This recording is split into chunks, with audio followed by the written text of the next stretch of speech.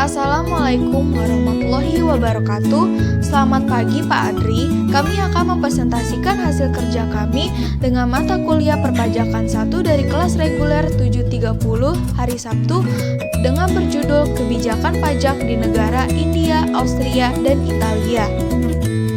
Berikut adalah anggota kelompok 9. Yang pertama ada Nabila Sasabila Tatiana dengan NIM 2019-7123, ada Indira Naradia Hanafi dengan NIM 2019-7128, ada Dividianti Trimayasari dengan NIM 2019-7133, ada Alivia Wanda dengan NIM 2019-7135, ada Yudhistira Dinta dengan NIM 2019-7132, dan yang terakhir ada Alfia Nasri Salza dengan NIM 2019-7134. Berikut adalah agenda kami. Yang pertama, kami akan menjelaskan tentang kebijakan pajak di negara India, dan selanjutnya negara Austria, dan yang terakhir di negara Italia.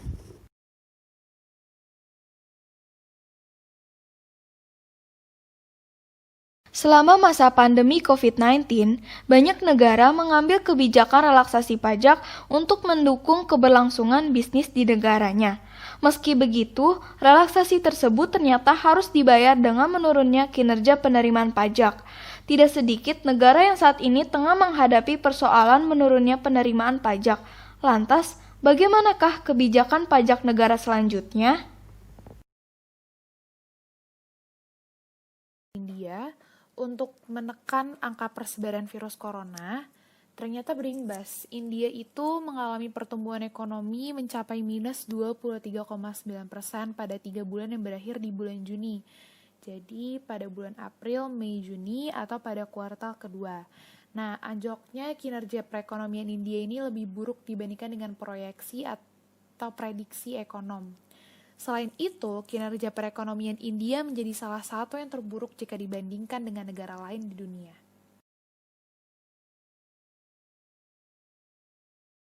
Untuk menanggulangi dampak dari pandemi COVID-19 tersebut, untuk menanggulangi dampak dari pandemi COVID-19, Menteri Keuangan India, Nirmala Sitharaman mengatakan bahwa tarif pajak perusahaan yang efektif akan diturunkan menjadi sekitar 22% dari 30%. Angka itu menurutnya akan setara dengan pajak negara-negara Asia lainnya. Pemerintah India memberikan keringanan pajak perusahaan senilai 20,5 miliar US dollar. Jadi di sini perusahaan itu diberi pilihan untuk memilih tarif pajak perusahaan yang lebih rendah sebesar 22%. Yang tadinya itu 30% turun menjadi 20% dan ini berlaku untuk perusahaan yang sudah beroperasi lama. 15% untuk perusahaan yang baru didirikan, dengan syarat selama mereka tidak mencari insentif pajak khusus. Lantas bagaimana bagi mereka yang mencari insentif pajak khusus? Nantinya mereka-mereka ini akan dikenakan pembayaran pajak pendapatan dengan tarif tetap 30% untuk perusahaan lama dan 25% untuk perusahaan atau entitas baru. Perusahaan domestik atau perusahaan dalam negeri yang didirikannya itu pada 1 Oktober atau setelah 1 Oktober juga akan berkesempatan mendapatkan potongan pajak tambahan hingga 17%. Namun ada syaratnya. Syaratnya itu adalah perusahaan-perusahaan itu harus mulai berproduksi pada Maret 2023. Dan ternyata perusahaan asing yang memiliki anak perusahaan di India atau perusahaan patungan kemitraan dengan perusahaan India juga nantinya bisa mendapatkan tarif pajak perusahaan lebih rendah. Tarif ini atau tarif pajak ini diyakinkan akan membawa India lebih dekat dengan tarif pajak yang berlaku di bagian dunia. Selanjutnya akan dijelaskan oleh saya, Alivia Wanda dengan NIM 2019-7135. Akibat kebijakan ini, harga saham India melonjak lebih dari 5%, kinerja terbaik dalam lebih dari 1 dekade. Imbal hasil, obligasi juga melonjak ke level tertinggi dalam hampir 3 bulan, naik menjadi 6,84% dari 6,57%. Rupiah diperdagangkan pada 70,91 terhadap dolar, bergerak dari 71 per dolar. Mencairkan restitusi pajak penghasilan PPH senilai Rp500.000 atau sekitar 105 juta kepada para wajib pajak. Restitusi ini akan sangat membantu wajib pajak yang mengalami tekanan ekonomi akibat virus corona. Otoritas juga memastikan pemerintah segera mencairkan restitusi untuk goods and service tax. Otoritas juga menambahkan pemerintah telah memutuskan akan merealisasikan semua restitusi GST yang tertunda. Nilai total restitusi GST ini mencapai 180 juta rupiah atau sekitar 378 triliun. Restitusi ini akan segera diterima para wajib pajak, termasuk sekitar 100.000 pelaku usaha mikro, kecil, dan menengah. Selanjutnya, saya Alfiana Sri Salza 2019-70134 akan menjelaskan kebijakan pajak di Austria. Austria merupakan salah satu negara yang terdampak virus corona atau COVID-19. Sebagai upaya untuk menekan bertambahnya jumlah kasus COVID-19, pemerintah Austria menerapkan kebijakan Restriction on Movement yang berlaku sejak 16 Maret 2020. Kebijakan tersebut berdampak bagi pelaku bisnis maupun perekonomian Austria.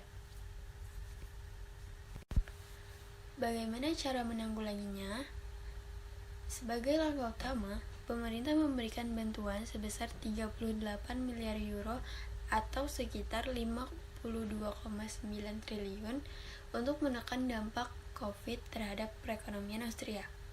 Upaya lain dilakukan pemerintah melalui relaksasi kebijakan pajak.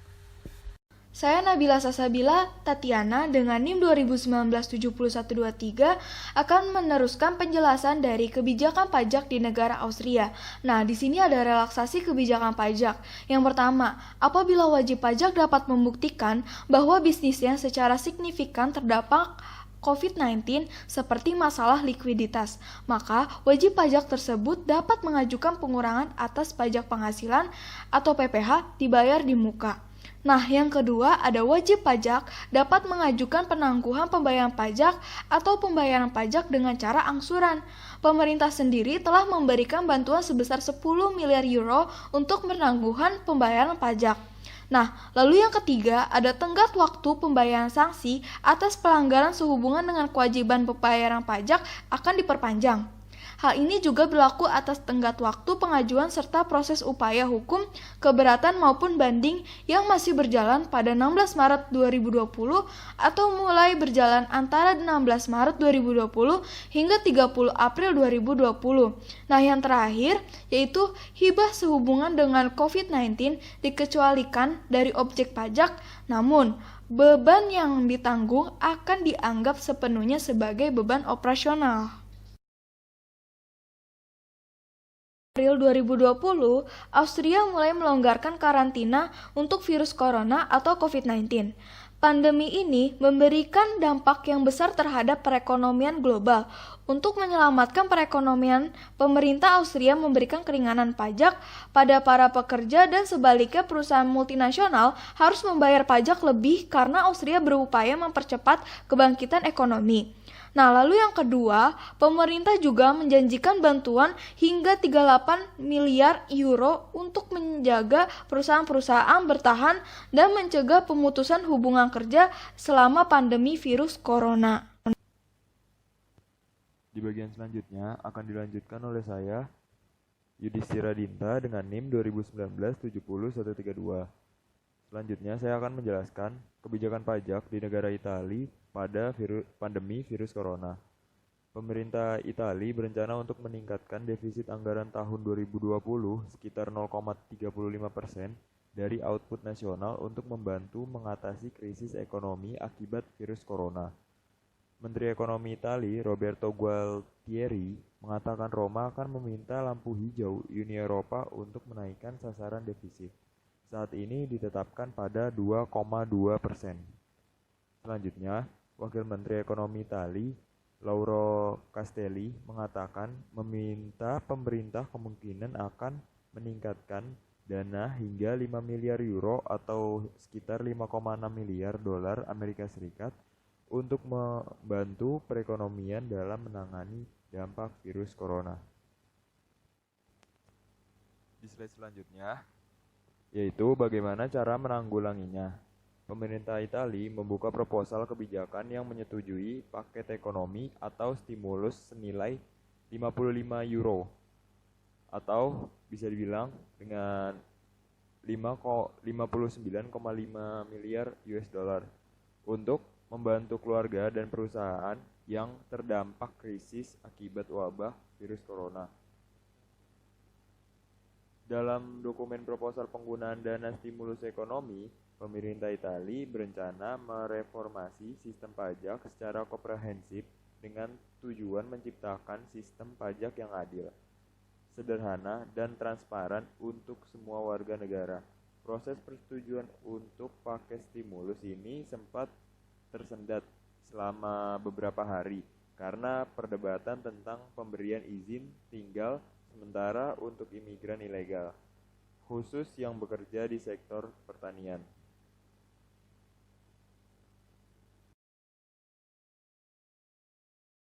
Nah, selanjutnya merupakan penjelasan isi dari paket stimulus pemerintah. Yang pertama, itu mengurangi beban pajak masyarakat berpenghasilan menengah dan sudah berkeluarga. Yang kedua, masyarakat kelas menengah akan diberikan kredit pajak yang lebih luas. Yang ketiga, pemerintah memberikan subsidi sosial dan perumahan kepada keluarga kelas menengah. Yang keempat, regulasi ketenagakerjaan juga akan dibuat ramah bagi orang tua yang bekerja. Yang kelima, pemerintah akan mendesain kebijakan khusus seperti jam kerja fleksibel, penambahan jumlah layanan penitipan anak, dan membuat subsidi upah. Selanjutnya, pada slide 15, ada kata membuka proposal kebijakan. Jadi, proposal kebijakan itu adalah cara yang dilakukan Italia untuk mendapatkan dana stimulus ekonominya. Negara Italia ini mendapatkan alokasi paling besar, yaitu sekitar 209 miliar euro atau 28% dari total dana stimulus Uni Eropa sebesar 750 miliar euro.